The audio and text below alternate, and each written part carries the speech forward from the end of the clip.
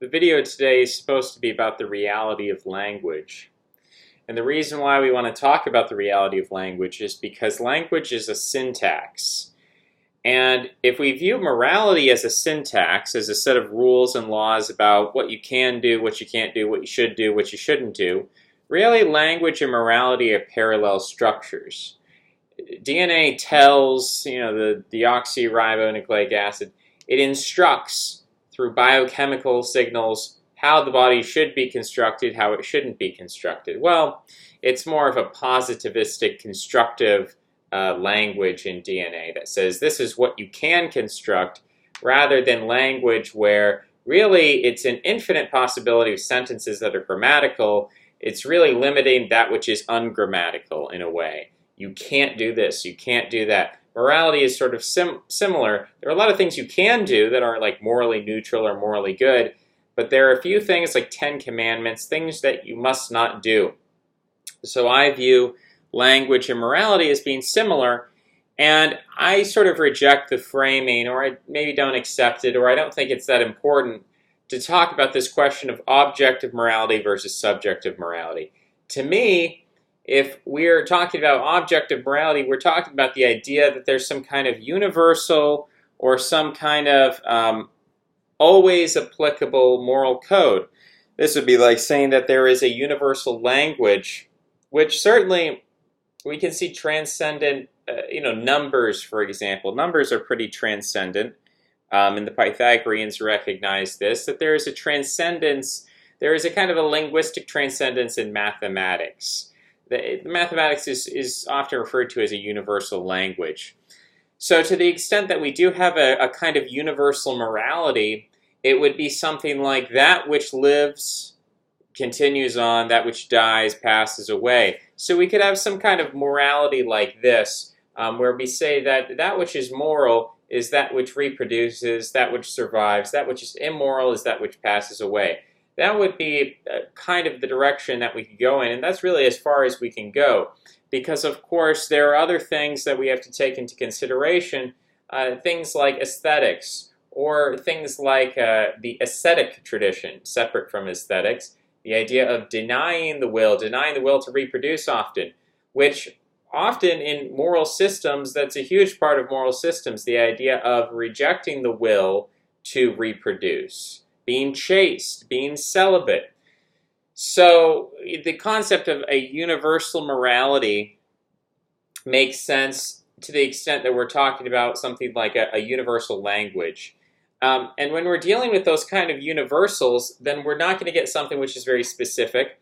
We're not going to get something which is really applicable to your life. We're not going to get something that's really, interesting. Mathematics, we can say, yeah, mathematics is a universal language, but only certain people are interested in mathematics. So I'm less interested in the concept of universal morality, morality for all time. I'm more interested in this question of, is morality real? And I think our perspective on whether or not we think morality is real is, again, we can make an argument in favor of it being real or against it being real on the basis of, do we think language is real? Because if language is real, then it seems to be the case that if morality is a parallel structure, then morality should also be real. Now, language is clearly a social construct. Morality is clearly a social construct. I guess people who firmly believe in objective, biblical, God-given 10 commandments, I guess they would disagree with me. But if we're kind of straying away from a fundamentalist interpretation of the Bible, then most people would say, yes, morality is socially constructed. It is influenced by the social context. And we would also say that language is socially constructed. But this question of something being a social construction doesn't necessarily mean it is fake or it's not real. Academia, which has invented this term, social construct, academia itself is a social construct. So there's a kind of hypocrisy or self-criticism ignorantly going on when academics say, oh, that's a social construct, therefore it's not real. Well, academia is a social construct. Therefore, on what basis, on what grounds do you criticize or do you deconstruct when you yourself are a construction? When you yourself are this ordered form of social construction, how can you say that something is illegitimate simply because it is socially constructed, or that it is not real because it is socially constructed? I would say that language is real. Language is a social construction and it's real, and also morality is a social construction and it's real.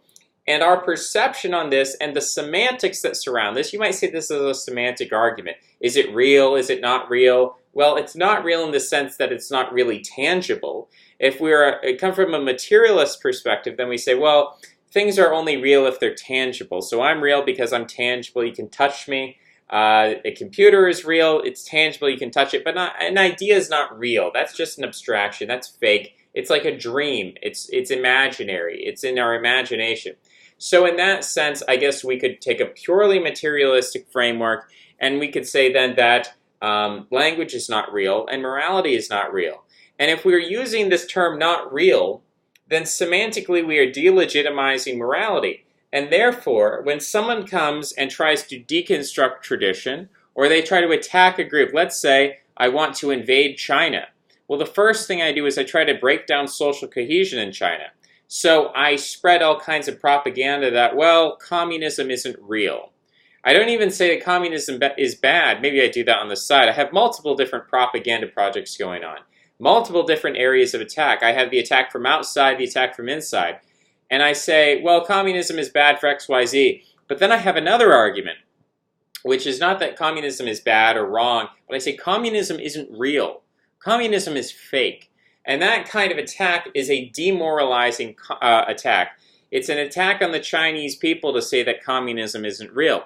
Now, maybe you believe ultimately that communism isn't real and you think it would be better for the Chinese people if they adopted a capitalist system or something like that. You can make that kind of argument. But again, I'm saying if I was the United States government and I was trying to destroy China, then the way I would go about it would be I would undermine the belief in the state ideology of communism.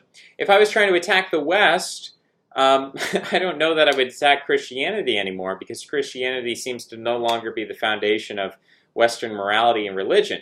I would actually try to undermine liberalism, which, you know, if the Russians and Chinese are smart, that's probably what they will attack, is they'll attack liberalism. Unfortunately, for people who think that Russia is going to save you, Russia has its own problem with liberalism. Russia, I mean, in a way, Putin's rhetoric about democracy is he says Russia is a democracy, but we have a Russian-style democracy. And if you actually listen to what he says in his interviews with Russian state media, he is very obsequious toward the concept of democracy. He just doesn't believe in a liberal democracy. He believes in a strongman authoritarian democracy, but democracy nonetheless. And it's not that he's against women's rights, but he believes in like a conservative view of equality rather than the liberal view. So again, it's all, a lot of the myths about Russia are a little bit off the target there. But at least if we were to theorize, when you want to attack a society, if you're in an information war rather than a conventional war, if you're in an information ideological war, you're trying to undermine the culture of the society, you attack its religion. And so when we say things like morality isn't real, I believe this is a form of high-low versus the middle. I believe this is something that's propagated by an elite who live their lives in a very moral way. And when I say moral, I don't mean they're nice people, or they are pacifists, or they're kind. What I mean by moral is, I mean they have intense rules about manners and about family loyalty and nepotism. They have some very stringent rules about what they can and can't do. When you're that wealthy, here are things you can do, here are things you can't do. Apparently, Jeffrey Epstein broke some of the rules, and so he got kicked out of the club, and we know what happened to him. So you have to follow these rules, and they're very conservative. And these people don't necessarily listen to rap and pop. These people, sometimes they are the ones who are frequenting the dying art of opera and the dying art of classical music and theater and these sort of, archives of high art from the past. They're clinging on to that. They're exposed to that. And a lot of the pop and the rap is not meant for them. That's not their taste. That's not what they listen to. They actually give it to the middle classes and the lower classes. Another good example is, what's that infidelity website? I don't even care what the name is, but I guess for the sake of fact checking, you might want to look up. It was some website that was invented for mostly married men to cheat on their wives, and it was like called infidelity.com. I don't even remember the name of it. But the owner of it was in a monogamous relationship with his wife. It's like, why are you promoting infidelity for other people, but you're in a monogamous relationship? It's because in his own personal life, among his own class, he is moral, but he views his website as a way to make money primarily, but also secondarily to undermine the middle class, the lower class. He doesn't care about the institution of marriage for them. Marriage is a value. Why would he give away that value for free? And why should he care if other people lose value so long as he's gaining value? This is the capitalist mindset. So when someone says morality is not real or morality is fake, then usually what they're doing is they are parroting a narrative that is put out by an elite in a strategy of high-low versus the middle. By creating this semantic framing that morality isn't real, you increase criminality from the lower classes, you move the middle classes into the lower classes, and you remove the structures and the organization that is outside of the mainstream, that is outside of the elite, and you concentrate power in the hands of fewer and fewer people. So this is where it originates from, and I think we can deconstruct it if we just ask the question, is language real? Another way of asking the question, is language real? We could ask another question, is language significant? And there was well, I don't want to say was, because there's a popular conception a lot of people have that language is basically interchangeable, that every language is pretty much the same. That's not true. That is not true. And Chomsky, ironically enough, being on the far left, was one of the people to say, no, not all language is the same. Actually, language colors your world. It colors your possibilities. It provides peros. It provides limits and a framing in which you are able to think. So, I guess we could make more arguments about, is language real, is it not real? I kind of want to end it here and see what your thoughts are. Do you think language is real? What arguments might you make? That's going to do it for now. Thanks for listening, and I'll see you next time. Bye-bye.